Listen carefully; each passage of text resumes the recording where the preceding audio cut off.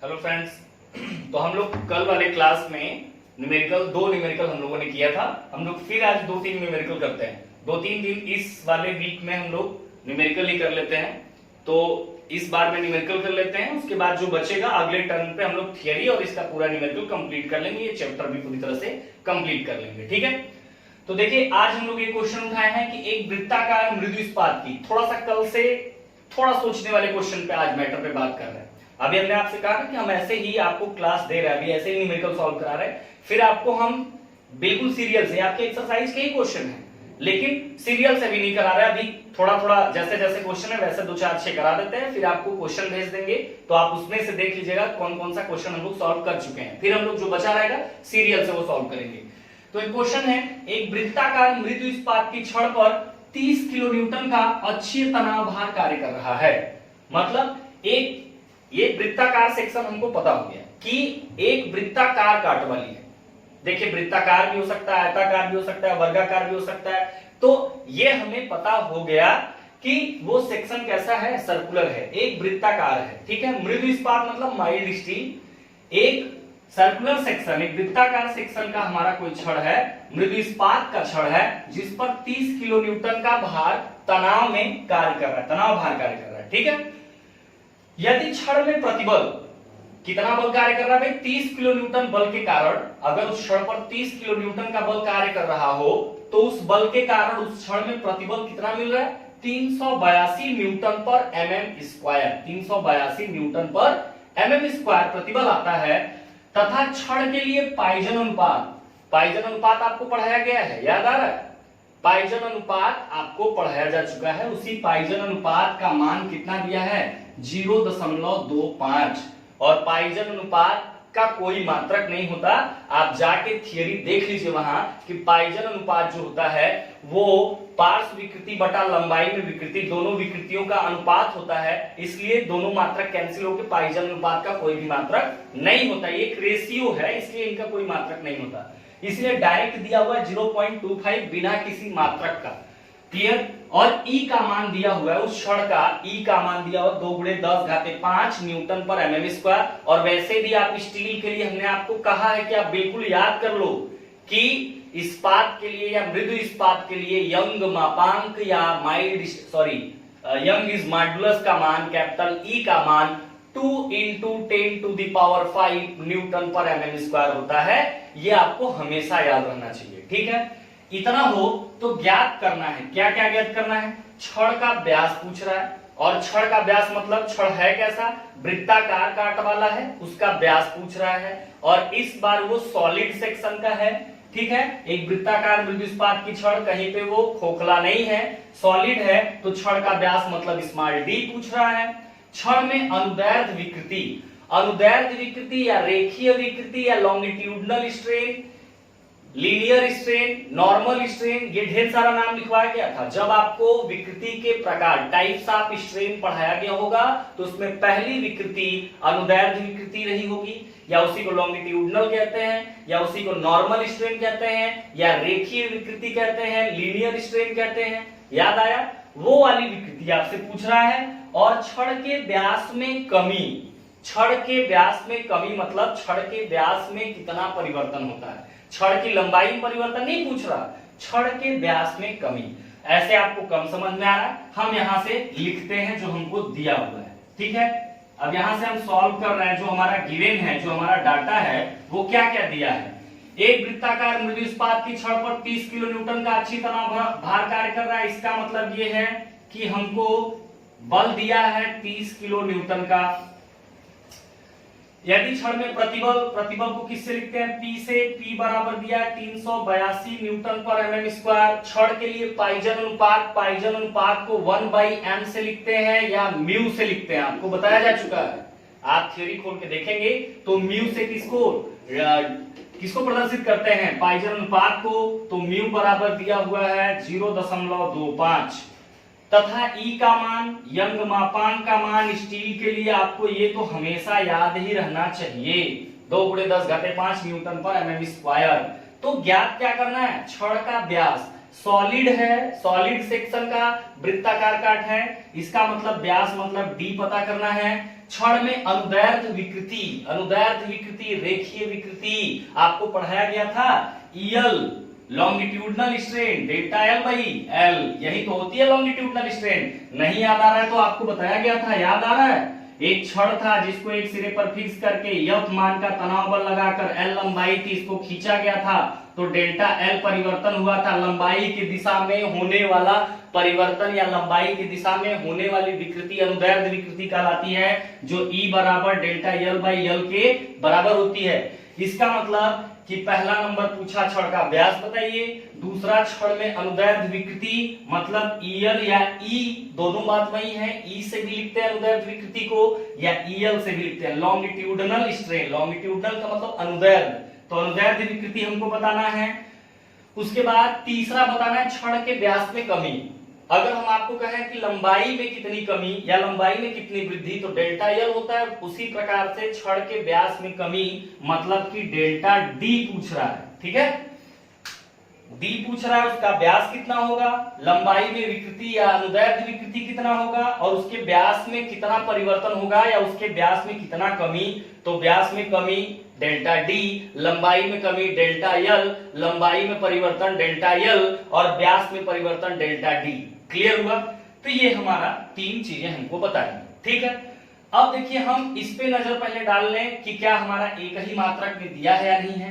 तो ध्यान दीजिए, ये 382 न्यूटन पर mm स्क्वायर है, ये न्यूटन पर mm स्क्वायर है, तो इसको भी हम किलो न्यूटन है तो न्यूटन में बना लें तो ये 30 गुणे किलो का मतलब 10 घाते 3 न्यूटन, तो ये न्यूटन में हो गया, ये न्यूटन पर mm स्क्वायर हो गया। इसका कोई मात्रक ही नहीं होता है पाइजन अनुपात का, और E का मान न्यूटन पर mm स्क्वायर हो गया। इसका मतलब सभी लोग न्यूटन और mm में हैं, तो अब हमें दिक्कत नहीं है, अब हम सॉल्व कर सकते हैं। ठीक है, तो यहां से जो व्यास मिलेगा सब mm में है तो mm में मिल जाएगा। ईएल अनुदैर्ध्य विकृति या कोई विकृति हो उसका कोई मात्रक नहीं होता तो ये बिना मात्रक का रहेगा। डेल्टा डी व्यास में परिवर्तन, तो व्यास जब सब mm में है तो उसका व्यास भी mm में ही आएगा। क्लियर हुआ? तो अब यहां से हम लोग सॉल्व करते हैं। अब ध्यान दीजिए, डी हमको निकालना है तो आप जानते हैं कि चूंकि प्रतिबल बराबर बल बटा के क्षेत्रफल होता है, बोलिए प्रतिबल बराबर बल बटा के क्षेत्रफल, हम पहला सॉल्व कर रहे हैं यहां से कि प्रतिबल बराबर बल बटा के क्षेत्रफल। प्रतिबल आपको पता है, बल आपको पता है, क्षेत्रफल निकाला जा सकता है। बोलिए, क्षेत्रफल हमसे पूछा नहीं पहले नंबर में, ध्यान दीजिए पहले नंबर में छड़ का व्यास पूछा है, लेकिन हम पहले नंबर में इस फार्मूले से क्या हम क्षेत्रफल निकाल सकते हैं, और क्षेत्रफल निकल जाएगा तो आपको पिछली क्लास में बताया गया था कि जब कोई वृत्ताकार काट हो और सॉलिड हो मतलब कि खोखला न हो, उसका क्षेत्रफल पाई बाई 4 डी स्क्वायर के बराबर होता है, बताया गया था। सर्कुलर सेक्शन का सॉलिड सेक्शन अगर हो, वृत्ताकार काट हो, अगर ठोस हो तो उसका क्षेत्रफल पाई बाई 4 डी स्क्वायर के बराबर होता है। और पहला नंबर में हमसे व्यास पूछा है, इसका मतलब ये डी पूछ रहा है, तो अगर हमको एरिया पता हो जाए तो डी पता हो सकता है। इसीलिए हम इस फार्मूले से पहले हम ए का मान निकालेंगे, क्योंकि पी और एफ तो दिया ही है, इन दोनों के देने की वजह से हम ए निकाल सकते हैं। पी का मान दिया है, एफ का मान दिया है, इन दोनों के मान से हम ए निकाल सकते हैं। और जब ए निकल जाएगा तो यहां रख देंगे तो पाई का मान 3.1416 या 22/7, या आप जब कैसे यूज करेंगे तो उसमें पाई आप डायरेक्ट यूज कर सकते हैं। तो पाई का मान पता रहेगा, 4 का मान पता रहेगा, ए का मान यहां निकाल के रख देंगे, तो क्या आप डी का मान पता कर सकते हैं? बिल्कुल पता कर सकते हैं। तो यहां से हम लोग सबसे पहले एरिया निकालते हैं, तो एरिया यहां आएगा तो एफ बाई क्या हो जाएगा भाई, पी हो जाएगा। एफ का मान दिया है, हाँ दिया हुआ है 30 गुणे 10 घाते 3, 30 गुणे 10 घाते 3 बटा के प्रतिबल, और प्रतिबल कितना है 382। ठीक है, तो यहां से दोनों हमारा mm में रखा गया तो क्षेत्रफल जो आएगा वो mm स्क्वायर में आएगा। तो एरिया यहां से देख लेते हैं, कैसे से आप सॉल्व कर लीजिए, आप भी सॉल्व करिए, कितना आता है जरा देखते हैं इसको। 30 multiply 30 multiply 10 to the power 3 divided by 382, यह आ गया आपका 78.53। आप भी देख लीजिएगा कितना आया आपका एरिया 78.53, ये mm का स्क्वायर में आ गया। जब आपको क्षेत्रफल पता हो गया तो वृत्ताकार काट का क्षेत्रफल जो होता है वो क्या होता है, चूंकि a बराबर π/4 d का स्क्वायर, तो यहां से आप a का मान रख दीजिए 78.53 इंटू 4 इधर आएगा तो मल्टीप्लाई में हो जाएगा बटा के पाई बराबर डी स्क्वायर। हमको डी स्क्वायर नहीं बल्कि डी का मान चाहिए, तो डी स्क्वायर इधर है तो यहां से इधर जाएगा तो ये इसके पावर 1/2 हो जाएगा, इधर डी स्क्वायर है इधर जाएगा तो इसके 1/2 हो जाएगा। और 1/2 का मतलब क्या होता है भाई, करड़ी होती है, रूट होता है, और कौन वाली, 2 वाली। अब 2 वाली करड़ी में ये मान लिखा हुआ है तो आप आराम से इससे मान जब निकालेंगे तो आपको डी का मान पता हो जाएगा। अब देखिए एक आध दिन अगर ऐसा दिक्कत है तो हम आपको कैसी चलाना बता देंगे, ठीक है, कि कैसी को चलाया कैसे जाता है, रूट का मान, पावर का मान, ये सब हम आप लोग अपने ग्रुप में अगर कैसी नहीं चलाने आ रहा होगा तो आप हमको जरूर ग्रुप में मैसेज कर दीजिएगा। जितने लोगों को भी दिक्कत है तो एक छोटी सी वीडियो बना के 5-7 मिनट का हम कैसी को चलाने का सिस्टम बता देंगे जो हम लोग की जरूरत की चीजें होंगी, ठीक है। तो यहां से हम जब a निकाल लिए तो a बराबर π/4 d स्क्वायर, सॉलिड के लिए क्षेत्रफल का फार्मूला होता है, तो a का मान हमने रख दिया, 4 इधर लाके मल्टीप्लाई कर दिया, पाई से डिवाइड कर दिया, इधर है d स्क्वायर, तो d स्क्वायर का तो मान चाहिए नहीं, d का मान चाहिए, तो स्क्वायर इधर आएगा तो 1/2 का मतलब यही वाला मान √2 में हो जाएगा। अब इसको हम आराम से निकाल सकते हैं कि कितना होगा, रूट में मान है हमारा 78.53 गुणे 4 डिवाइडेड बाई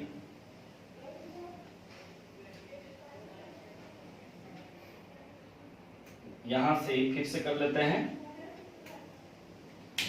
क्या है भाई, रूट है 78.53 मल्टीप्लाई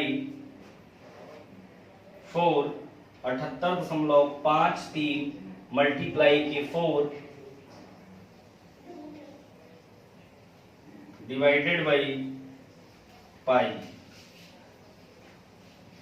ये आ गया हमारा 5.5, डी का मान आ गया हमारा 5.64, आप भी देख लीजिएगा 5.64, ये mm हो गया, ठीक है। ये डी का मान है, डी का मान जरा सॉल्व कर लीजिए यहां से, ठीक है।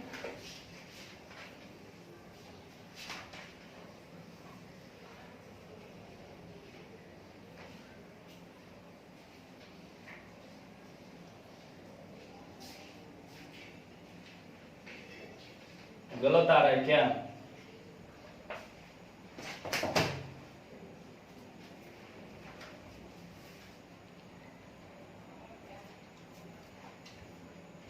ठीक है भाई। तो यहां से d का मान हम लोग का गलत आ रहा है, d का मान देखिए आ रहा है 9.99, ठीक है, थोड़ा मिस्टेक था, 9.99। इसका मतलब d का जो हमारा मान आया वो आया 9.99, या हम इसको 10 mm कह सकते हैं, या डायरेक्ट इसको हम 9.99 मतलब वो क्या है, 10 mm ही है, ठीक है। 9.99 इसका मतलब d का मान हमको मिल गया कि 10 mm है, ठीक है। तो पहला नंबर जो था हमारा वो हमसे छड़ का व्यास पूछ रहा था, तो हमने क्या किया, प्रतिबल वाला फार्मूला लगा के एरिया निकाल लिया। एरिया निकालने के बाद हम जानते हैं कि ठोस वृत्ताकार काट का क्षेत्रफल π/4 d स्क्वायर होता है, एरिया का मान रख दिया तो यहाँ d का मान निकाल लिया 10 mm। पहला नंबर हमारा सॉल्व हुआ। दूसरा हमारा कह रहा है छड़ में अनुदैर्ध्य विकृति, तो जब इसको खींचते हैं तो छड़ में अनुदैर्ध्य विकृति डेल्टा एल बटा क्या होता है भाई, एल होता है, ठीक है। तो यहां से हम देखेंगे कि विकृति कितना होगा, तो विकृति जो होती है E बराबर, दूसरा नंबर यहाँ सॉल्व कर रहे हैं, ये पहला नंबर सॉल्व किया था, ये दूसरा नंबर सॉल्व कर रहे हैं। E बराबर छड़ में अनुदैर्ध्य विकृति, अनुदैर्ध्य विकृति मतलब EL या E बराबर डेल्टा एल बाई एल। तो यहां से डेल्टा एल हमको पता है, ध्यान दीजिए, डेल्टा एल हमको पता है भाई, डेल्टा एल हमको नहीं पता है कहीं भी, ठीक है। तो यहां से हम विकृति नहीं निकाल सकते, तो और विकृति का फार्मूला सोचिए कि और क्या फार्मूला होगा। तो दूसरा फार्मूला आप जानते हैं कि यंग मापांक बराबर प्रतिबल बटा विकृति, ये भी तो होता है, तो यहां से क्या हम विकृति निकाल सकते हैं, तो E बराबर P अपान कैपिटल E। तो हमको P और E का मान जब पता होगा तो स्मॉल e निकल जाएगा। तो P का मान है 382 और कैपिटल E का मान है 2 × 10⁵ इसका मतलब हम आराम से निकाल सकते हैं। देखिए मेन फार्मूला हमने ये देखा पहले कि E बराबर डेल्टा L बाई L, तो उसमें डेल्टा L पता ही नहीं है तो हम कहां से निकाल पाएंगे। तो हम दूसरे फार्मूले पे विचार किए कि विकृति का और कोई फार्मूला है जिसमें विकृति आती है, तो हमने ये फार्मूला देखा। तो इसमें हमने देखा कि दोनों चीजें दी है, तो इसका मतलब ये है कि हम आराम से यहां से वैल्यू को निकाल सकते हैं। ठीक है, तो यहां से हम देखें तो P का मान कितना है भाई, P का मान जो हमारा है वो P का मान है 382 है, P का मान है 382 और E का मान है 2 × 10⁵ और विकृति का तो कोई मात्रक होता नहीं, इसलिए यहां से देखें कि कितना आता है 382 डिवाइडेड बाई 2 × 10⁵। इससे आप डिवाइड कर दीजिए तो मिल जाएगा 382 है, 382 डिवाइडेड बाई 2 × 10⁵ 1.91 into 10⁻⁻03 या 10⁻⁻3 1.91 into 10⁻⁻3 बिना किसी मात्रक का। ठीक है, तो आप यहां तक सॉल्व करिए। इसके बाद तीसरे नंबर पे बात करेंगे, यहां तक आप सॉल्व करिए, फिर तीसरे नंबर पे हम लोग बात करते हैं कि तीसरा नंबर कितना होगा। ठीक है, अब तीसरा नंबर जो हमारा है वो तीसरा नंबर कह रहा है कि छड़ के व्यास में कमी डेल्टा डी का मान। तो ध्यान दीजिए हम इधर सॉल्व करते हैं, नहीं तो इसको आप सॉल्व कर लीजिए। ठीक है, वीडियो को रोक के इसको बाद में सॉल्व कर लीजिएगा, हम यहीं पे मिटा के तीसरा नंबर का सॉल्व कर रहे हैं। ठीक है, पीछे होगा, पीछे पूरा लिखा हुआ है, इस समय आप इसको हम मिटा दे रहे हैं, यहां से पीछे आप करके इसको सॉल्व कर लीजिएगा। ठीक है, तो यहां से हम लोग तीसरे नंबर पे बात करें कि तीसरा नंबर में क्या सॉल्व करना है। तीसरा नंबर में जरा ध्यान से देखिए, छड़ के व्यास में कमी पूछ रहा है, कितना होगा। तो एक बात हमको बताइए, पॉइजन की बात की जा रही है, अनुदैर्ध्य विकृति की बात की जा रही है, तो निश्चित तौर पे हमें पॉइजन अनुपात में ही डेल्टा डी मिलता है। आपको याद होगा, नहीं याद होगा तो मैं लिख देता हूं यहां से कि पॉइजन अनुपात जो होता है वो क्या होता है, लंबाई में विकृति या पार्श्व विकृति, क्या होता है भाई, पार्श्व विकृति बटा के अनुदैर्ध्य विकृति। बोलिए यही होता है, आप पढ़े होंगे तो आप देखे होंगे, पीछे क्लास में पढ़ाया गया होगा ये। और पॉइजन अनुपात को 1/m से या म्यू से लिखते हैं। म्यू बराबर पार्श्व विकृति होता है उसके व्यास में हुआ परिवर्तन बटा प्रारंभिक व्यास, और अनुदैर्ध्य विकृति होता है उसके लंबाई में हुआ परिवर्तन बटा के प्रारंभिक लंबाई। इसका मतलब ये है कि म्यू बराबर जो है यहां से डेल डी बाई डी होता है और डेल यल बाई एल होता है। यह आपको पढ़ाया गया होगा पीछे, पॉइजन अनुपात बराबर पार्श्व विकृति बटा के लंबाई में विकृति, और पार्श्व विकृति क्या है भाई, डेल्टा डी बाई डी होती है, वहां आपको बताया गया होगा, और अनुदैर्ध्य विकृति डेल्टा यल बाई यल होता है। क्लियर हुआ। तो यहां से देखिए डेल्टा यल बाई यल कहे, चाहे इसको स्मॉल ई भी कह सकते हैं, तो डेल्टा डी बाई डी और पूरे के बटे डेल्टा यल बाई यल का मतलब है विकृति, लंबाई में विकृति, या इसको ईएल भी कहते हैं। लंबा डेल्टा यल बाई यल किसके बराबर है, ईएल के बराबर है या ई के बराबर है, और ई का मान हम लोगों ने अभी निकाला भी है।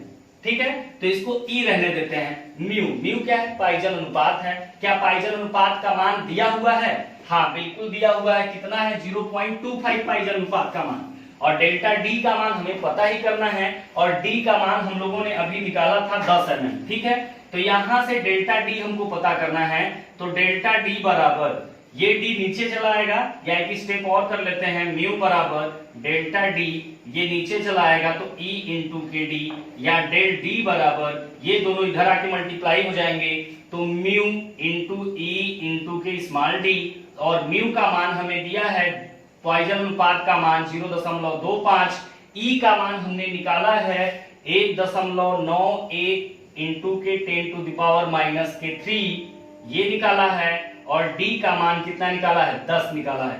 तो यहां से होने वाला उसके व्यास में परिवर्तन आपको पता हो जाएगा। अब ध्यान दीजिए, मेरे कहने का मतलब ये था कि आप अगर पाइजन अनुपात को नहीं जानते कि पाइजन अनुपात बराबर क्या होता है तो दिक्कत होगी। आपको थियरी पढ़ाया गया है जिसमें बताया गया है कि पाइजन अनुपात जो होता है वह पार्श्व विकृति और लंबाई में विकृति का अनुपात होता है। तो पार्श्व विकृति जो होता है उसके व्यास में परिवर्तन बटा प्रारंभिक व्यास, उसके व्यास में परिवर्तन कितना माना गया है डेल्टा डी, और प्रारंभिक व्यास कितना था डी। अनुदैर्ध्य विकृति का मतलब क्या होता है डेल्टा एल बाई एल, या अनुदैर्ध्य विकृति को हम ई भी लिख सकते हैं क्योंकि ये दोनों मान हमको नहीं पता है तो हम ई का मान तो जानते हैं, ये तो लिख सकते हैं। तो यहां से डेल्टा डी और D by E mu, mu equal to del D, D नीचे चला आएगा ई डी, या डेल्टा डी इक्वल टू दोनों इधर मल्टीप्लाई हो जाएंगे तो इधर हो जाएगा म्यू, पाइजन अनुपात है दिया है, ई का मान हम लोगों ने निकाला है और डी भी हम लोग निकाले हैं 10 mm, सारी वैल्यू पुट कर देंगे तो डेल्टा डी मिल जाएगा।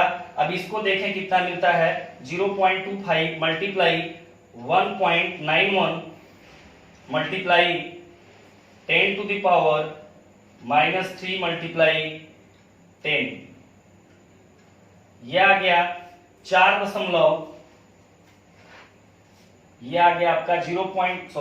फिर से देख लेते हैं 0.25 multiply 1.91 into 1.91 into 10 to the power -3 multiply 10 equal to 4.775 into 10 to the power -3, ये आएगा mm में, ये होगा आपका डेल्टा डी। अब भी सॉल्व कर लीजिएगा, ठीक है। तो ये पूरा सॉल्व कर लीजिए, फिर हम दूसरे न्यूमेरिकल पे चलते हैं, ठीक है।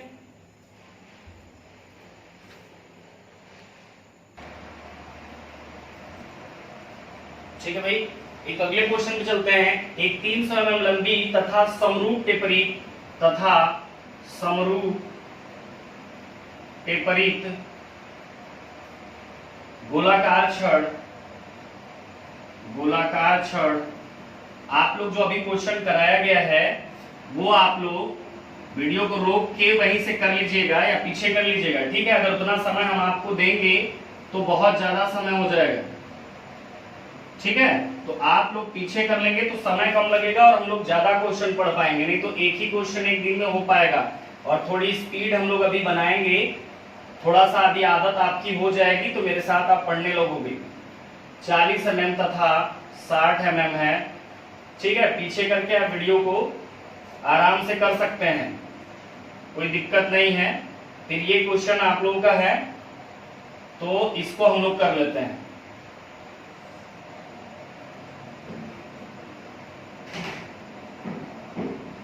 सहन करती है यदि E बराबर 200 किलो न्यूटन पर mm स्क्वायर, 200 किलो न्यूटन पर mm स्क्वायर, तो छड़ की लंबाई में वृद्धि, तो छड़ की लंबाई में वृद्धि ज्ञात कीजिए, ठीक है। जरा क्वेश्चन को ध्यान से देखिए, जो अभी हम लोगों ने अभी क्वेश्चन किया उसको आप वीडियो को पीछे करके आराम से करिएगा, नहीं तो लिखने का भी अगर हम इधर भी ऐसे ही चला के अगर कैमरा आपको देंगे तो बहुत ज्यादा हो जाएगा, एक ही क्वेश्चन हो पाएगा, ठीक है। तो आप पीछे करके, उसमें कोई परेशानी तो है नहीं, आप 20 बार पीछे करो 20 बार आगे करो, कोई दिक्कत तो है नहीं, समझाने का काम हो ही गया है, आप उसको लिख लीजिएगा, ठीक है। एक 300 mm लंबी तथा समरूप टेपरित गोलाकार छड़ जिसके सिरों का व्यास 40 mm तथा 60 mm है, 60 किलो न्यूटन का भार सहन करती है। यदि E का मान 200 किलो न्यूटन पर mm स्क्वायर हो तो छड़ के लंबाई में वृद्धि ज्ञात कीजिए। आपको याद आ रहा है, एक समान बदलती काट वाली छड़ या एक समान जो कम होती जाती है, मतलब जैसे ये आपको पढ़ाया गया है, एक समान बदलती काट वाली छड़, एक समान बदलती काट वाली छड़ आपने पढ़ा था, ये था आपका D1, ये था आपका D2, बोलिए, ये D1 D2 था, ये एक समान कम होते होते दूसरे सिरे पे कम हो जाता था, या एक सिरे से बढ़ते बढ़ते दूसरे सिरे पर बहुत अधिक हो जाता था। तो इसका जो हम लोगों ने तनाव बल लगाकर खींचा था और इसका लंबाई L था, क्या इसके लिए हमने डेरिवेशन करवाया है? इसके लिए हम लोगों ने पढ़ा था। तो इसमें हमारे स्टडी का मेन हम लोगों का क्या अध्ययन करना था, इसमें होने वाला कुल परिवर्तन हम लोगों ने ज्ञात किया था, और इसके लिए होने वाला कुल परिवर्तन delta L equal to 4FL upon pi E d1 d2 हम लोगों को मिला था। याद आया? ये उसी का क्वेश्चन डायरेक्ट बन रहा है। कैसे बन रहा है कि एक 300 मीटर लंबा कोई छड़ है तथा समरूप टेपरित होते हुए, समान रूप से टेपरित होते हुए या घटते हुए या इधर से बढ़ते हुए समान रूप से टेपरित जो गोलाकार छड़ है, गोलाकारी छड़ था इसीलिए इसका व्यास है ना, गोलाकार छड़ है, तो गोलाकार छड़ जिसके सिरों का व्यास 40 mm और 60 mm, तो आप बताइए कि 40 mm कौन है, 60 mm कौन है? तो हम लोग जो बड़ा वाला व्यास माने थे वो d1 माने थे और छोटा वाला व्यास d2 माने थे, तो इसका मतलब d1 हो जाएगा 60 mm, d2 हो जाएगा 40 mm। 60 किलो न्यूटन का तनाव भार कार्य कर रहा है। यहाँ पर हम लोग बल लगा के खींच रहे थे, वो बल का भी मान दिया है कि 60 किलो न्यूटन का हो, और यंग मापांक, यदि इसका यंग मापांक E बराबर 200 किलो न्यूटन पर mm स्क्वायर, तो छड़ की लंबाई में कुल वृद्धि ज्ञात कीजिए या छड़ की लंबाई में वृद्धि ज्ञात कीजिए। तो हमने ये देखा कि ये क्वेश्चन जो बना है ये हमारे एक समान कम होते वाले क्वेश्चन से ही बना है, ये वाली थ्योरी से ही बना है, एक समान बदलती काट वाली छड़ से ही बना है। बात समझ रहे? यूनिफॉर्मली जो वेरिंग सेक्शन है ये उसी से ही बना हुआ है क्वेश्चन। ये एकदम क्लियर हो रहा है? एकदम सेम टू सेम क्वेश्चन बना हुआ है एक समान बदलती काट वाली छड़ से। इसका मतलब इसमें हम लोगों ने कुल परिवर्तन का फार्मूला निकाला था 4FL upon pi E d1 d2। तो यहाँ जैसे पहले सॉल्व करते हैं वैसे सॉल्व करेंगे। जो हमारा डाटा दिया है, जो हमारा गिवन है, जो दिया हुआ है वो क्या क्या दिया है, तो दिया है कि लंबाई दिया हुआ है L बराबर 300 mm, समरूप टेपरित गोलाकार छड़ जिसके सिरों का व्यास 40 mm 60 mm, d1 d2, इसका मतलब d1 ज्यादा वाला होता है तो 60 mm, कम वाला व्यास क्या होता है d2 जो होता है 40 mm। क्लियर हुआ? 60 किलो न्यूटन का तनाव भार कार्य कर रहा है। F का मान, बल का मान 60 किलो न्यूटन, E का मान दिया हुआ है कितना 200 किलो न्यूटन पर mm स्क्वायर, और क्या पता करना, छड़ के लंबाई में वृद्धि ज्ञात कीजिए, जिसको किससे लिखते हैं डेल्टा एल से, ये हमको पता करना है। क्लियर हुआ? अब इसको सॉल्व करने से पहले जितनी वैल्यू दी है उस पर नजर डाल लेते हैं, क्या एक ही यूनिट में है या नहीं है। यल का मान mm में, किलो न्यूटन mm स्क्वायर, यही दोनों जो है वो किलो न्यूटन में है, तो इनको भी हम लोग न्यूटन में कर लेते हैं। ठीक है, तो न्यूटन में करेंगे तो यहाँ से 60 किलो न्यूटन हो जाएगा, 60 गुणे 10⁻³ न्यूटन, 60 गुणे 10⁻³ न्यूटन हो जाएगा, और ये हो जाएगा 200 इंटू 10⁻³ किलो है, तो न्यूटन हो गया न्यूटन पर mm का स्क्वायर। अब सभी चीजें जो है वो न्यूटन और mm में हो गई। अब आराम से डेल्टा एल हम निकाल सकते हैं, तो आप कह सकते हैं कि डेल्टा एल जो है एक समान बदलती काट वाली छड़ के लिए डेल्टा एल जो होता है वो 4FL upon pi E d1 d2 के बराबर होता है। 4 का मान 4 यहाँ पे, F का मान दिया हुआ है कितना 60 इंटू 10⁻³ इंटू L का मान है 300 अपान के पाई का मान आप जानते हैं या कैसी में आप डायरेक्ट यूज कर सकते हैं, E का मान है 200 गुणे यहाँ बदले हैं 10⁻³ इंटू d1 d2 60 और 40, 60 40। ठीक है, 10⁻³ कैंसिल हुआ, ये 2 जीरो से ये 300 वाला 2 जीरो कैंसिल हुआ, 60 से 60 कैंसिल हुआ। ठीक है, उसके बाद और कुछ कैंसिल हो रहा है, ऊपर बचा है 3 और 4। इसका मतलब ये है डेल्टा एल देखें कि कितना होता है, तो यहां से देख लिया जाए 4 इंटू 4 बचा है और 3 तो 12 हो गया, तो 12 ऊपर से 12 हो गया डिवाइडेड बाई नीचे क्या बचा है पाई, तो सिर्फ पाई इंटू 2 बचा है और 40 बचा है, 2 इंटू 40 2 बचा है और यहां से 40 बचा है। ठीक है, तो ये आ गया आपका डेल्टा एल का मान आ गया आपका 0.0477। ये किसमें आया भाई, सब mm में रखा है तो ये भी mm में ही आएगा। तो एक समान बदलती काट वाली छड़ का जब भी क्वेश्चन बनेगा वो समझ जाइए एकदम बेसिक फार्मूले पे बनेगा। हाँ, बस इसमें ये हो सकता है कि इस बार परिवर्तन पूछा है, आपसे यब पूछ सकता था तो ये दिया होता, यल पूछ सकता था, D1 D2 में से कोई पूछ सकता था, लेकिन ये फार्मूला आपको याद है तो इसमें का L भी निकाल सकते हैं, D1 भी निकाल सकते हैं, D2 भी निकाल सकते हैं, डेल्टा L ये ज्यादा पूछा जाता है, डेल्टा L जो है वो ज्यादा पूछा जाता है, लेकिन ये एक समान बदलती काट वाली छड़ का अगर क्वेश्चन बनता है तो वहां से L भी पूछा जा सकता है, वहां से F भी पूछा जा सकता है, वहां से D1 D2 भी पूछा जा सकता है। ठीक है, तो इतना आप ध्यान रखेंगे। आज के लिए बस इतना ही, हम लोग फिर आगे मिलेंगे तो हम लोग अब थोड़ा ज्यादा क्वेश्चन करने के लिए पढ़ेंगे। और आपको भी मैं, अगर आपको दिक्कत क्वेश्चन नहीं है तो आप ग्रुप में मैसेज करिए, कहीं दिक्कत आ रही है तो हमको मैसेज करके बता दीजिएगा। ठीक है, थैंक यू।